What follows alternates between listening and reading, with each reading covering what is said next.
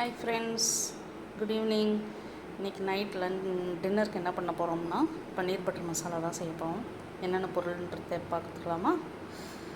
பெரிய வெங்காயம் ஒரு 3, முந்திரி கொஞ்சோண்டு, 2 பச்சை மிளகா, ஒரு 6 தக்காளி, பன்னீர், பட்ரு, அன்சால்ட்டட் பட்ரு எடுத்துக்கோங்க, நம்மளோட கரம் மசாலா தூள், இஞ்சி பூண்டு பேஸ்ட்டு, அப்புறம் காஷ்மீரி ரெட் சில்லி பவுடர், அப்புறம் நம்மளோட ரெட் சில்லி பவுடர். இதுதான் தேவை. இப்போ எப்படி செய்கிறதுன்னு பார்க்கலாமா? பட்டர் இந்த அளவுக்கு போட்டுக்கலாம். எந்த பட்டராக இருந்தாலும் ஓகே தான். பட்டர் மெல்ட் ஆன உடனே ஃபஸ்ட்டு வெங்காயத்தை போட்டுக்கலாம். பட்டர் மெல்ட் ஆயிடுச்சு, வெங்காயத்தை போட்டுக்கலாம். வெங்காயம் வந்து ரஃப்பாக கட் பண்ணி வச்சா போதும். நம்ம எல்லாம் வதக்கி அரைக்க தான் போகிறோம், அதனால் ரஃப்பாக இருந்தால் போதும். கொஞ்சம் நேரம் வதங்கட்டும். இப்போ முந்திரியை போட்டுக்கலாம், வதங்கட்டும்.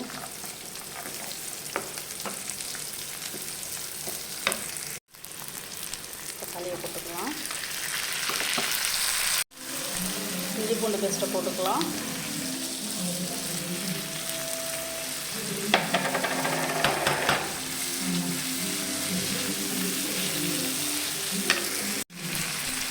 தேவையான அளவு சால்ட்டு போட்டுக்கலாம். நல்லா வதக்கி விடுங்க.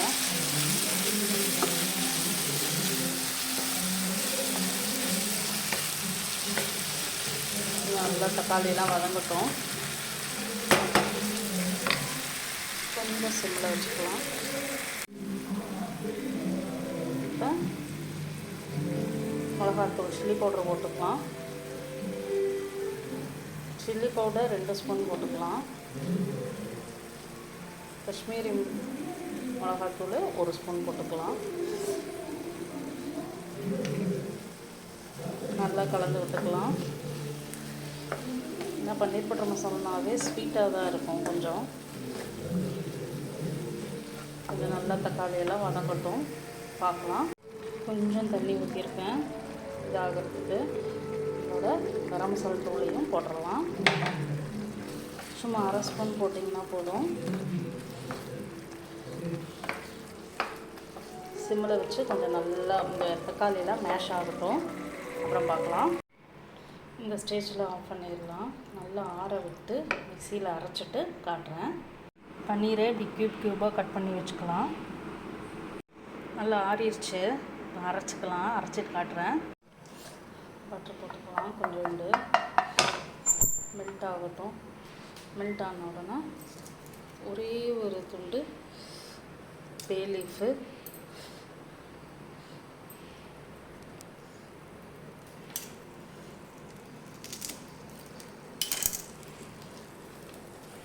ரெண்டு பச்சை மிளகா,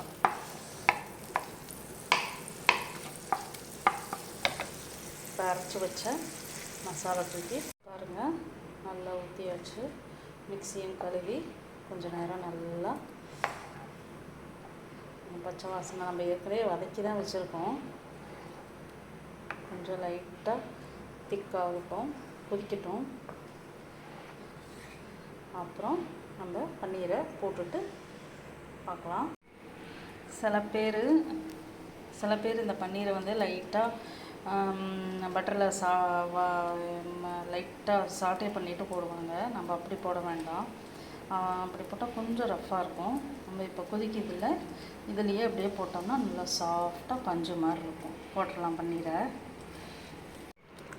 பன்னீரை போட்டாச்சு. கொதிக்கட்டும். கொஞ்சம் சிம்மில் வச்சிடலாம். நல்லா கொதிக்கட்டும். கொதித்த பிறகு காட்டுறேன். ஒரு 10 நிமிஷம் அப்புறம் காட்டுறேன்.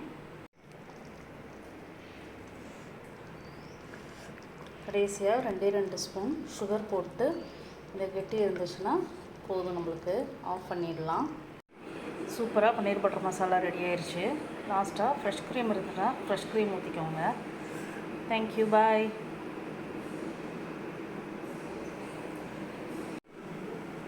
சப்பாத்தியோட சூப்பராக பன்னீர் பட்டர் மசாலா சாப்பிட்லாம். குழந்தைங்களுக்கும் செஞ்சு கொடுங்க டேஸ்ட்டாக. பாய்.